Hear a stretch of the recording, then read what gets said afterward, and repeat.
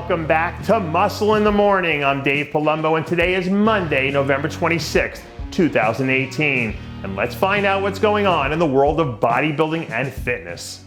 I know there's some research out there that says the pump can be a little bit overrated when it comes to producing muscle growth, but don't tell that to Samir Troudi.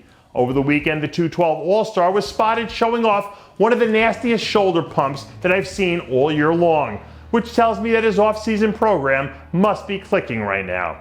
For Troudi, 2018 was almost like his personal coming out party because he really started to develop into the sort of top-level threat that we all knew he was capable of one day. So now that he's starting to turn the corner, it'll be interesting to see where he ends up going from here on out.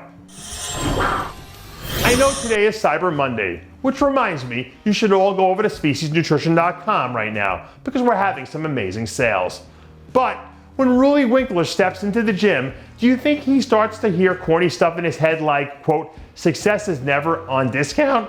A few days ago, some new photos surfaced of the beast looking as insane as ever, which seems like it's just par for the course these days in the world of Roelly Winklaar. Even though guys like Sean Roden will be the headliners when we look back at the 2018 season, hopefully history doesn't overlook the improvements that Roelly Winklaar made this past year, because they're definitely worth talking about. And if he gets one more big win on his resume, I really think we can start to talk about him the way we talk about the Branch Warrens of the world, as a guy who is one of the best talents of his generation. Ask any true blue hoop head out there and they'll tell you the same thing. If you want to see how hard a team plays, all you have to do is look at their rebound numbers. And right now I think Fred Smalls is rebounding about as hard as anyone in the bodybuilding industry. A few weeks after undergoing the knife to repair a torn pec, it looks like he's starting to get back into the swing of things. In a back training video released late last week, we saw the three-time Olympian hit the gym without a sling on for the first time since early October, which should mean that this recovery is right on schedule. The way some of these athletes are bouncing back from injuries these days is really amazing.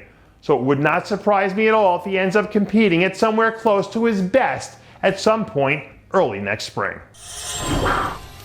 Well, hockey is back in full swing now, and the Raptors are killing everyone in the Eastern Conference. So I guess that means that Canada is back to being the center of the sports universe once again. And somewhere up there, trapped in the gravitational pull of maple syrup, Molson Ice, and delicious moose meat, is classic physique all-star Henri Pierre Ano. Over the weekend, Ano was spotted knocking out some heavy back training with a few sets of wide grip pull downs as he starts to transition into the next phase of his off-season program. When you end your first season as a classic physique competitor with a win and a top 10 Olympia finish, I don't think you can consider the move anything other than a success. But now that he's set the bar so high, let's see if he's ready to come out and push it even further in 2019. I remember listening to a podcast once where I heard Carl Lenore say that he thought muscle was like metabolic currency as we age. So I guess that must mean that bikini superstar Jen Ronziti is sitting on a healthy retirement package right now. Recently we saw the perennial Olympia threat doing her best to deposit a few more dollars into her personal savings account in the form of some heavy-duty glute work.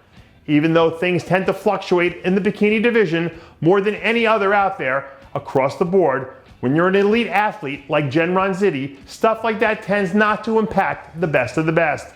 So if she ends up winning a show like the Arnold or New York Pro next season, I don't think it would come as a major shock to anyone. And that does it for yet another edition of Muscle in the Morning. I'm Dave Palumbo, reminding you to always be true to your passions, and make sure to follow us on Facebook, Twitter, and Instagram.